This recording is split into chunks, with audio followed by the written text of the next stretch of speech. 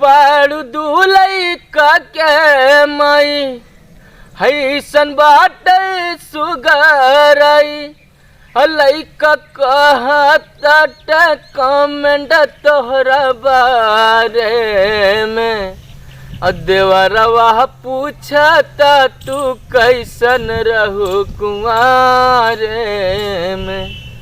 देवरवा पूछता तू कैसन रहू कुंवारे में। हे भौजी बतला दो हमको करेलू मेंटेन कैसा और 36 के उम्र में तो हर गहल टमाटर जैसा। हे भौजी बतला दो हमको करेलू मेंटेन कैसा और 36 के उम्र में तो हर गहल टमाटर जैसा।